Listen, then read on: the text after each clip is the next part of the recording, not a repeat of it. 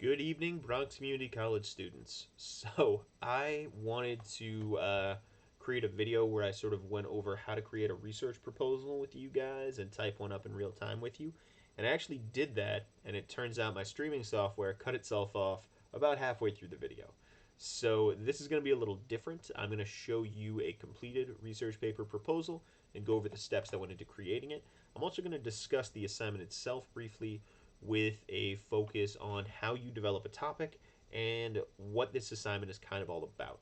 So, first of all, some of you voiced some confusion about what a research paper proposal is. It's basically the generative assignment for the research paper, which means it's the assignment that leads into the research paper. You guys did a version of this assignment about 3 weeks ago when you turned in your research paper proposal drafts. Those were just like a statement of topic, and then I actually responded to those by telling you basically what I thought you should do, recommending some research questions, and trying to push you in the right direction. The final research paper proposal is this really formalized assignment where I ask you to do 5 things. And that was due, this is the English 11D18 assignment. It was initially due for that class on April 15th. I think I extended that deadline initially to April 17th, and I haven't received a lot of responses, so I'm actually going to give you guys an extension to April 24th for that and push some other deadlines back to sort of make room for it. So we'll go over that via email. For English 111D16, the due date is April 22nd, tomorrow night, and that's so you guys can workshop this on April 23rd. It shouldn't take you too long to actually get into this whole assignment. Um, Mostly because it doesn't involve like forming an argument or forming a proper paper draft. It's kind of like you're typing up notes, like really rapidly just typing up notes. So, there are 5 components that you're supposed to have in your final draft. First, a description of your research paper project, including topic and the approach you plan to take and your feelings on that subject in general. So, this is kind of like you introducing your topic, then a progress report on your work so far, where you tell me what you've done on that topic so far, like sort of what the legwork you put into this paper is to date.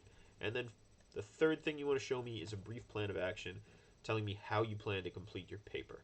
And this is like literally you saying like, I'm going to do a bunch of database research, or I'm going to schedule a remote with some library staff, or I plan to Zoom bomb Professor Grove every opportunity I get so I can try and get, a little bit better at this. So, um, you'll want to complete those elements and hopefully put them first in your final proposal.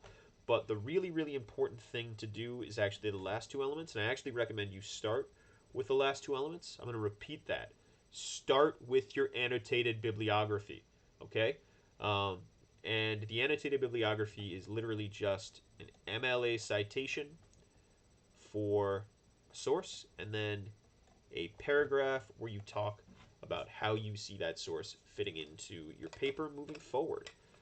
So the reason I recommend you actually start with the annotated bibliography is because you'll have a much clearer idea of what your response to the topic is once you've done so, and you'll also be able to do things like more realistically assess your progress and plan of action after you've actually assessed your sources a little bit. So now that we've gone over the assignment in brief, I am going to open up an old browser window and kind of demonstrate the different steps that you want to go through while trying to form a research paper topic. Again, this is that thing where we talk about the stuff that you're kind of like supposed to pretend you don't do when you're in college. But one of the first things you generally want to do with a subject like this is do some background research. And that means looking at encyclopedia sources like Wikipedia, learning about things like the history of particular reforms. In this case, for this model exercise, I am doing a paper about criminal justice with a focus on bail reform. So for the sake of argument, let's just say that I did a bunch of digging through Wikipedia and found a bunch of tabs on criminal justice reform, and I clicked through to bail reform, which led me to the site for bail in the United States. And then all the way down here, I looked at the abolition of cash bail and found out that New York and New Jersey have actually recently enacted policies that basically get rid of cash bail. if you're not familiar with what cash bail is, it's just you have to pay a bond in order to stay out of jail while awaiting trial. And in New York, this is especially significant because you have what's essentially a 3 year trial waiting period on average in most of the boroughs. I think in the Bronx, it's like 860 days on average, which is pretty crazy. That's from the time that you are accused of a crime to the time that you are like actually asked to stand trial for that crime. Um, so you actually went to school with a really, really famous example of this policy just ruining someone's life when a young man named Khalif Browder was accused of stealing a backpack. He spent about 3 years in Rikers while not being accused of a crime at all. Um, so that's, it's a real problem. And yeah, attempting to reform that seems like a good idea. It also can address some of the fundamental inequities in the system that we kind of live in. Because obviously if you can buy your way out of jail while awaiting trial, rich people are going to have an easier time doing that than poor people. And all the other problems in New York kind of like stem from those big inequities. So after I've gotten a little bit of a sense of how this issue is being discussed in a global sense, I would then go to Google, that amazing, amazing source, and then I would actually like kind of look through some of the Google sources that I get hits for, just from a basic Google search. So I've got a bunch of stuff I didn't read, as you can see, but I did click on a few articles that I can potentially use for my final draft. Uh, Here is one where the New York Post, which is an extremely conservative New York City based newspaper, praises New Jersey's bail reform. They kind of do it in a way that makes it seem like they're trying to shit on uh, Andrew Cuomo by mocking New York's attempt to enact similar reforms, but they're still praising reforms, which is unusual. Uh, Republicans rarely support criminal justice reform that takes this particular bent, although it is becoming more of a bipartisan issue of late. So, an article like this might be really, really handy in helping me show just how wide a base of support is for a particular reform. And then I might find some more like articles to help contextualize my understanding of this issue. Here, I have a local New Jersey newspaper called NewJersey.com that actually has an article about this that's more positive. With some background information on NewJersey.com. And then I've got a very local newspaper here, and a very local newspaper here, and some ACLU stuff here. This is from an organization that just specializes in civil liberties. So that's cool. And then I also went on to the Academic Search Complete database and located some academic articles. Specifically, I'm going to be using this one for this paper. If you have trouble with this particular like database or BCC's databases in general, I'd recommend trying the library's databases, the New York Public Library's databases, because I had trouble with these today, and I have to imagine you guys are going to have similar issues to the ones I had. So once you have these sources laid out, you've got a sense of the information available to you so that you can craft your paper. And that's when you want to start writing that annotated bibliography. So you actually want to start with sections like these. And each of these sections is actually pretty straightforward to create. You again just go on to the Purdue Owl. Remember this site, right? And then you copy down the relevant citation. So for the New York Post article, obviously this article is an article in a web magazine, so we'd use this format, which in the final product looks something like this, right? We have author name, article title, we have the title of the publication, the date it was published, and a URL along with date of access, although that's sometimes optional nowadays.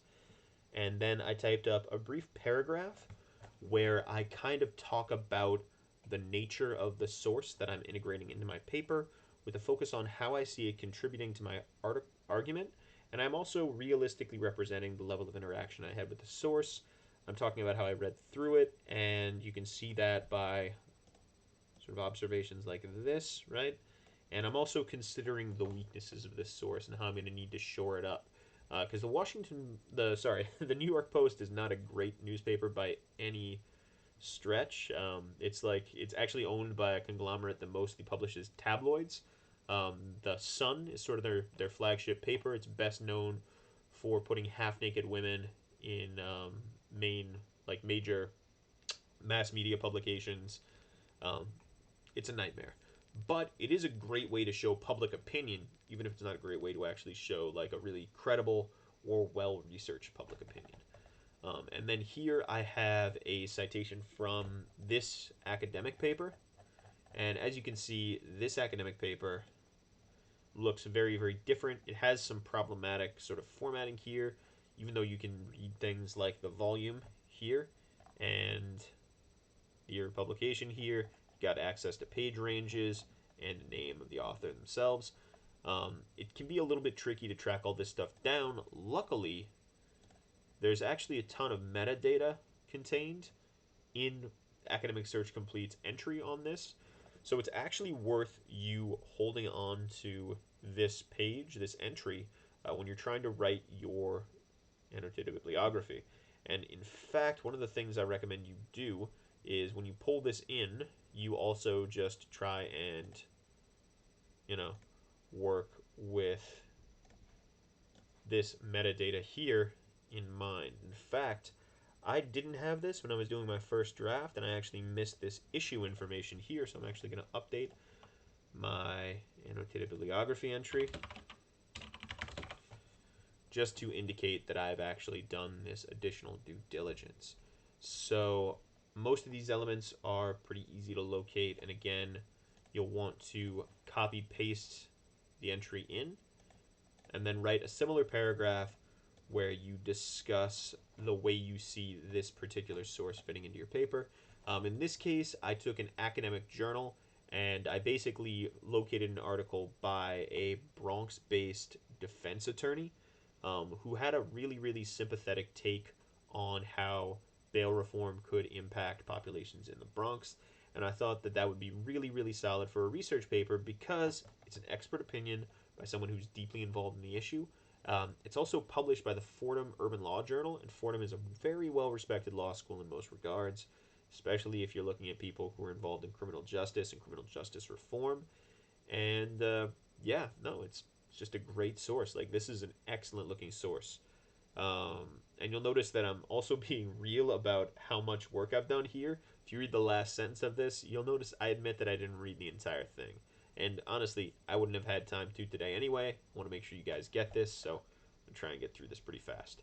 Um, Now, once you've actually written these elements, it's so much easier to actually write the rest of your proposal because you have a clear sense of what you actually want to write about.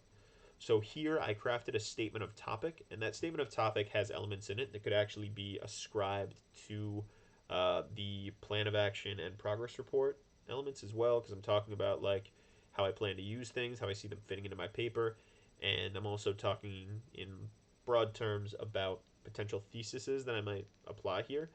I'm also engaging with my own biases and talking about plans for how to avoid those biases emerging in my paper.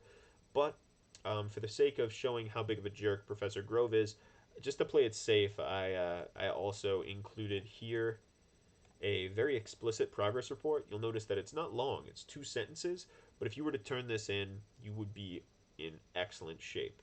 I literally just say, I've located 3 articles and reviewed most of them. If that's all you've done so far, just be honest with me. I'm not looking to like see that you've done a lot. I just want to get a realistic sense of where you're at so that I can help you. And likewise, tell me what your real plans are. Don't be like, hey, I plan to find all the academic journals when in reality you're like, I'm having trouble trying to fit this into my schedule for trying to get like while trying to also get a Valorant beta key or whatever kids are doing nowadays. Um, so just kind of being real with me is a great way to make sure that I can give you accurate and helpful advice. Here, that advice is about kind of like looking forward, or here my plan involves looking forward to balancing out the perspectives in my paper and just making sure that I have kind of a mix of viewpoints that I can use to showcase the diversity of perspectives on this particular issue. Um, this is about 2 pages long, you'll notice, and none of this is super involved or even super elaborate. I'm kind of informal. I use the word hella in one of my paragraphs. Um, if you were to turn this in, you would get an A on this assignment. Like, yeah, I'm not being strict about how I want you guys to actually say things. I just want to see all these elements in one place. And I want to just show you one last thing before I log off and let you guys get along with your lives. Um, so, my biggest concern with this assignment is when I see something that looks like this. Something that's just a paragraph where you tell me your topic. Because I can't see any work based on what you're showing me there. I get really concerned when I see stuff like this because I don't see evidence of any research or sourcing. However, if you were to only send annotated bibliography material my way, I'd actually be pretty optimistic about the direction your paper is moving in. Odd as that might sound, annotated bibliographies demonstrate that you've done research. They also contain really valuable commentary about your sources. Writing these little paragraphs can be a great way to actually reflect on how a source is working for you and to demonstrate a little bit of critical thinking about that source. So that's again why I recommend that you begin your paper by crafting your annotated bibliography, and then you move on to crafting these elements after the fact. That way you won't stall out, and you'll actually have a much clearer sense of both where your paper is going, what you've done, and what you need to do to craft a successful final draft. All right, so that is it from me tonight. Hope you guys have an excellent evening, and I will talk to anyone who has questions or concerns about this assignment tomorrow. And yeah, I look forward to seeing your research proposals as they come in over the next few days. Peace.